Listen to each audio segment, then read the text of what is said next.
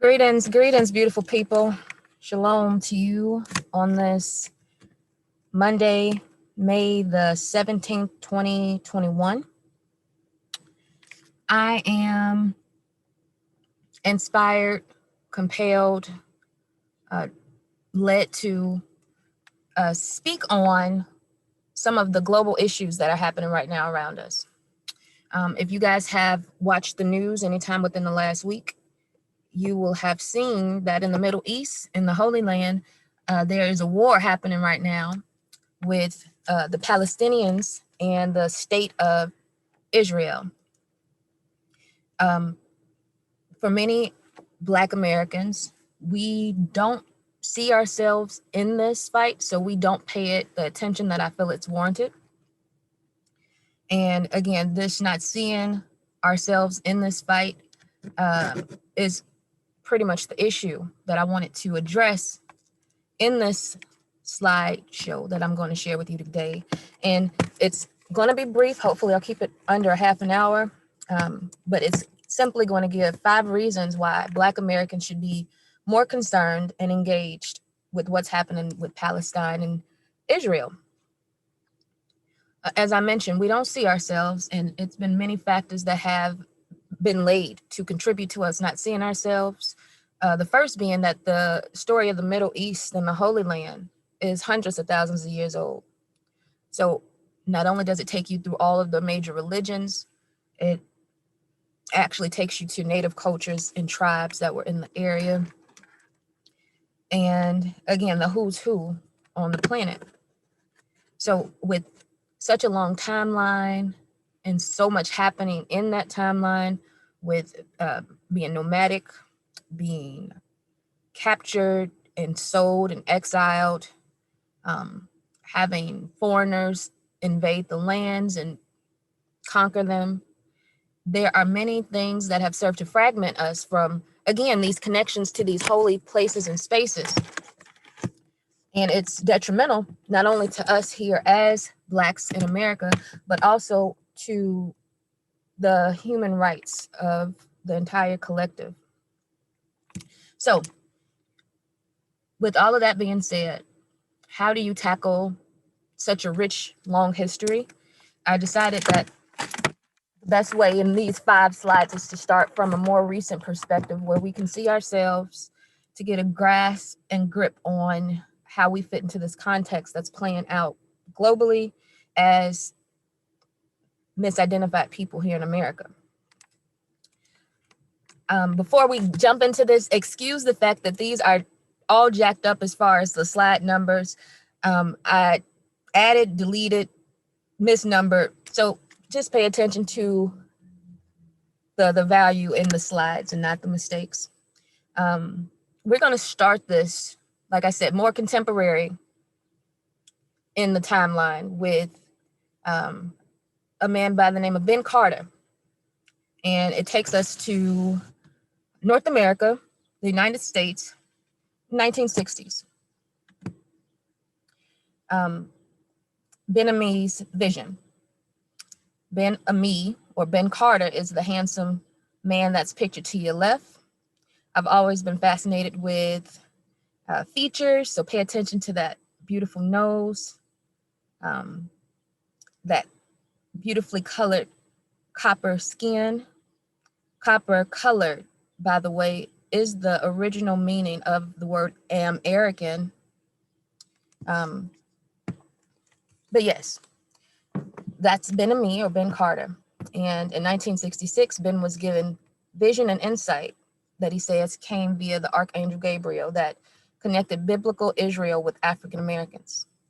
The passion that fueled the vision led him to leading a fellowship or following of 350 inner city Chicago Blacks out of America on a pilgrimage that took 3 years through Liberia and on to the promised Holy Land.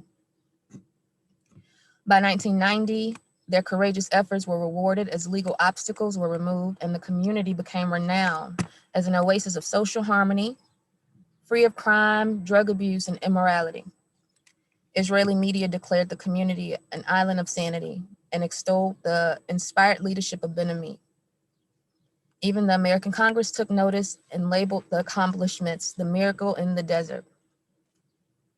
That's pretty amazing, coming from a man who was just, mislabeled as African American or Black in the 60s. If we dig into Ben's story, it's very much so like most of our stories. His people migrated from the South to the North. And while they were in the South, they were misidentified and mislabeled as African slaves, when in reality, he had Native American ancestry, which kind of led him on his quest to eventually establishing space for up to 3,000 people now in Israel. So as beautiful as that is, it shows, again, the commonalities that we share. What we should be paying attention to is the fact that maybe 2 or 3 weeks prior to this war with Israel and Palestine, his tribe of people and people that look like them, they were served deportation letters.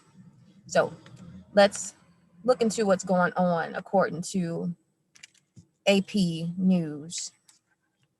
This is dated April 26, 2021. Dozens of members of a polygamous vegan sect in Israel have been deported. No, I'm sorry. Excuse me. They have received deportation orders from the government, the group's spokesman said Monday, despite much of the community having received permanent residency under arrangements with Israel.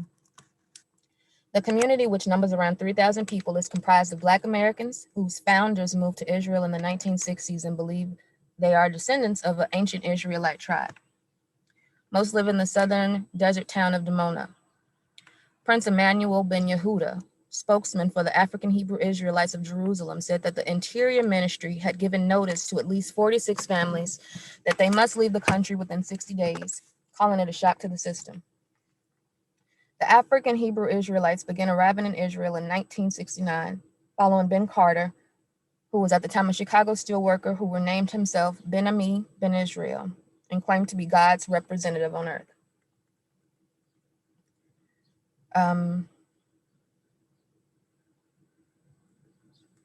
Israel wasn't sure what to make of the newcomers who arrived on tourist visas.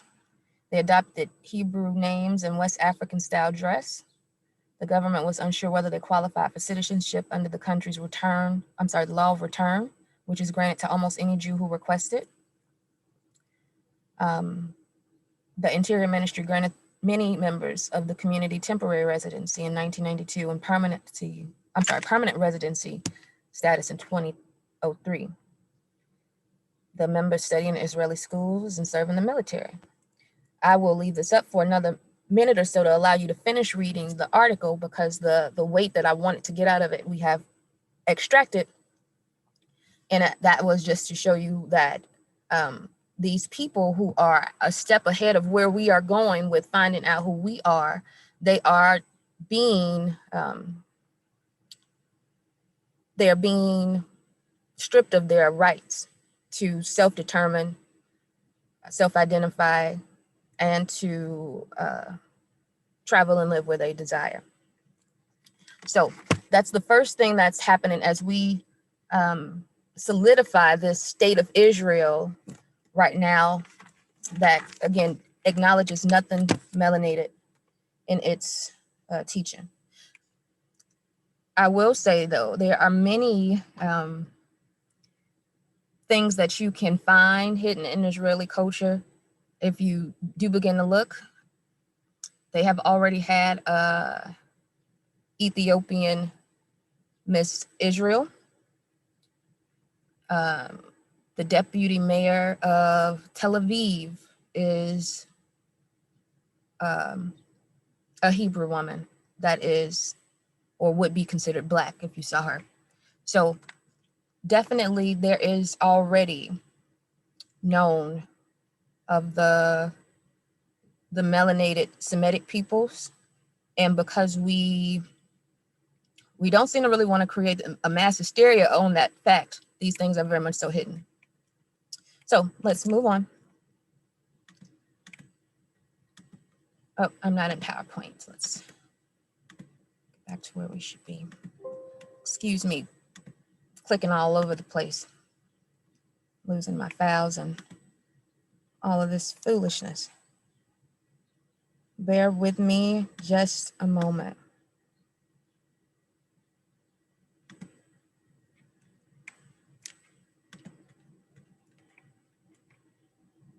All right.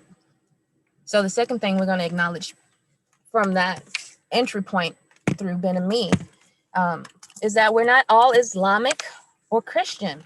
So beyond Islam, beyond Christianity, seemingly so far away from the things that directly impact Black America, the fight over the Holy Land calls us to rectify international identity issues through the complicated lens and layers of bloodline, conquests, exiles, and assimilations that threaten global human rights. Currently in the Americas, there are several bands of Blacks who practice Judaism who are not recognized by any of the contemporary Jewish institutions and government systems. The Black Hebrew Israelite movement began at the end of the 19th century, and African American and West Indian immigrants would start Hebrew groups that spanned from Kansas to New York. In the mid-1980s, the number of those who identified with the tenets of the Hebrew Israelites were estimated to be around 40,000 people. That was in the 80s. So again, the importance of what's going on in Palestine and Israel is that as we are coming into a greater and greater understanding of who we are, they are simultaneously building walls and bridges around us to, again, contain that awareness, control the awareness, and control their domination and the narrative of what world jewelry looks like.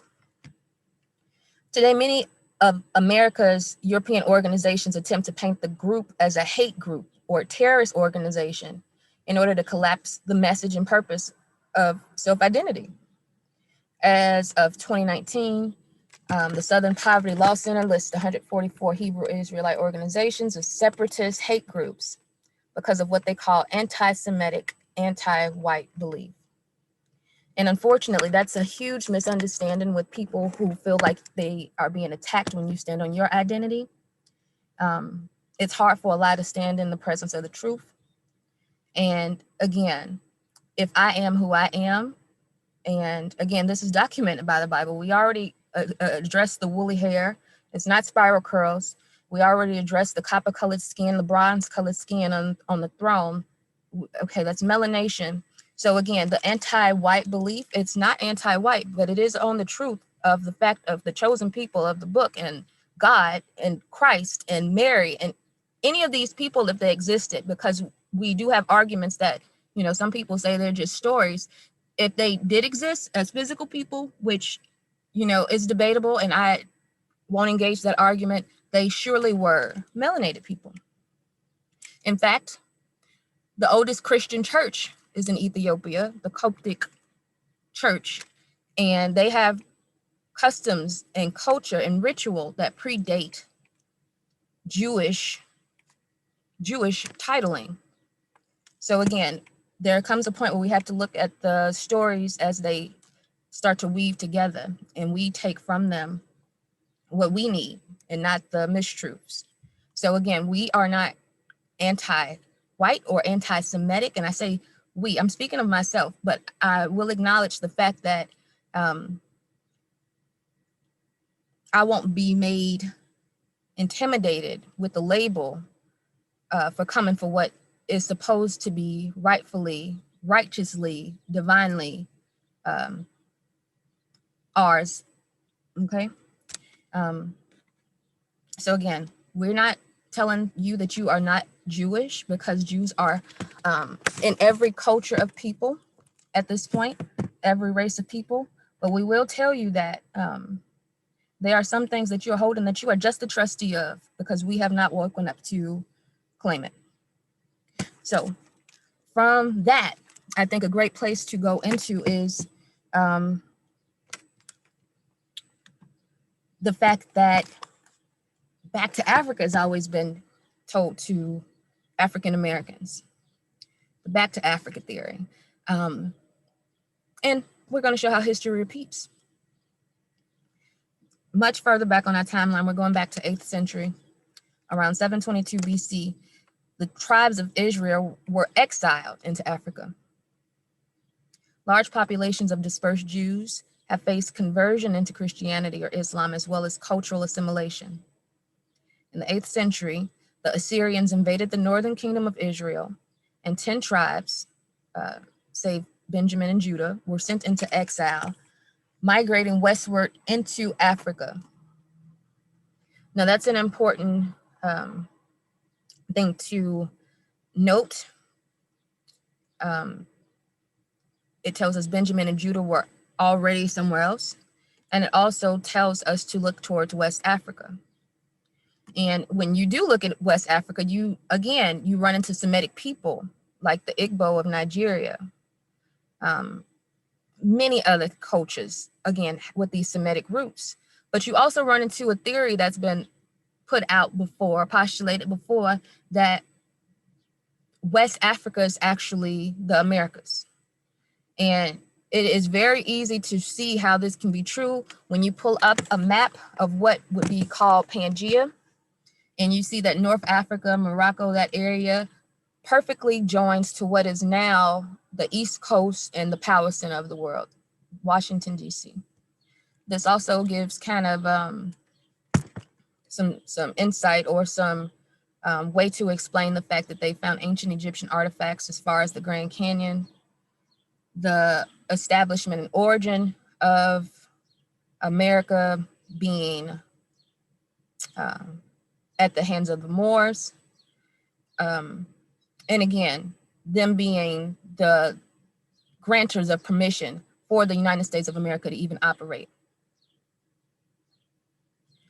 It's also interesting to note that further exiles happened that sent more Jewish people into America, including the exile of the Moors and the Jews from Spain in 1492.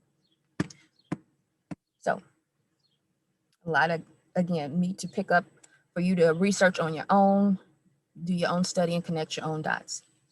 We are almost finished. The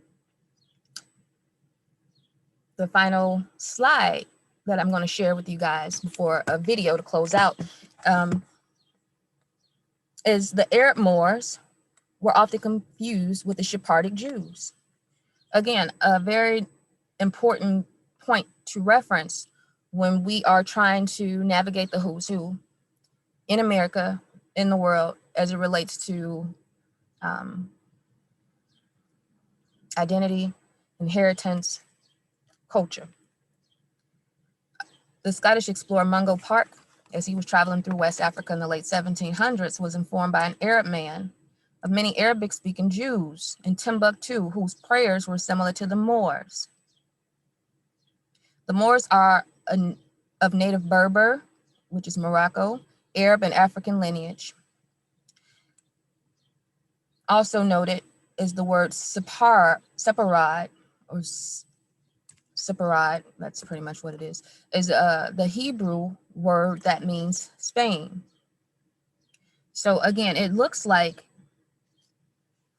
even though the Moors and the Jews have been able to share the same lands and some of the same cultural identity, that when it boils down, that they are still two completely separate groups of people, two separate nations who have learned to live and work together, but again, that maintain their own culture, identity, story, lineage. And again, these two still being separate from Christians or the people who read the Bible and the book from a perspective of an outsider. So again, a lot of African Americans have fallen into the Moorish sciences because they didn't agree with the Abrahamic religions based off what we see. So a lot of things to study as it relates to the Moors in Spain and them civilizing Europe, getting them out of the Dark Ages. Because what I'm finding is that some of the people that the Moors conquered or colonized, they looked like them. So again, the Moors in Spain, displacing the Sephardic Jews or absorbing them. It's actually a very interesting timeline, and one that has you to realize that everyone who has looked like you and may look like you has not always been completely in alignment with what your best needs may be. I call you to some things that pop in my mind, like Beyonce, Bay once. She was a Bay once. She was a more once before I realized I was God. Or, Tipu Tip. Tipu Tip was one of the largest slaveholders, and I lose sight of the time period. I'm not good with that type of, line. But Tipu Tip was, he looked like me, but he was an Arabian man who, again, he held several plantations, upwards of 10,000 slaves, and he was one of the largest slave dealers in Africa. He was who supplied King Leopold and his sick ass with his slaves. So again, we cannot talk about factors of racism without seeing the whole picture. It has nothing to do with race, which is why we won't let the Jewish people in the anti-Semitic, anti-white argument stand, because we also hold accountable those people who look like us, who have committed tremendous faults and injury against us. Finally, I'm going to wrap up with a video that I found a couple years back that sparked a lot of emotion in me then. It still does to this day. Some people have said it's not legitimate. I feel like it is. There's a lot of passion there, and it resonates with the truth that I am learning. So enjoy this short minute video from an Israeli woman acknowledging us as who we are. Hi, shalom, shalom from Israel. This is Ola, the daughter of Jethro. And I just heard that you black people that was stolen from Africa to America, that you don't know who you are. But you are the children of Yahweh, the children of Israel. And I'm telling you, you have to come back to your homeland, here to Zion, to Jerusalem, because us the Gentiles, we do need you. We need you to come and pray, because you are our Savior. You're the one that was chosen by Yahweh to live in this land, not the Jewish people, it's you. You were stolen from Africa, they deceived you, they told you that you are slaves, but you actually the children of Israel. And it's time just to come back. Come with your people, come back to us, come back to the whole Gentile, because only you can save us. So please come back to that. Wow, that's powerful.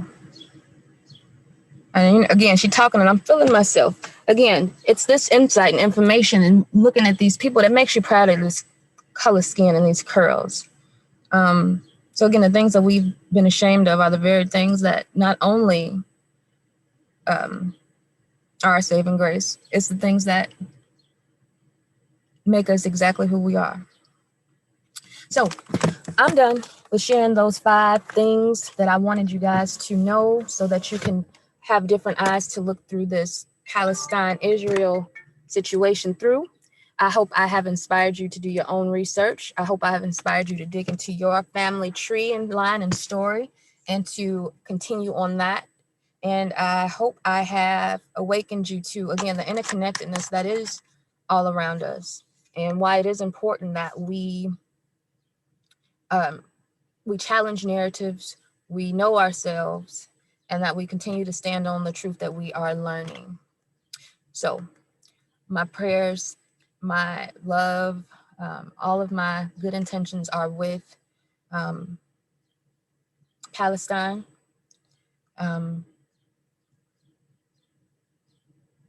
Those who, wake up every day just to live and breathe the truth and to share it, and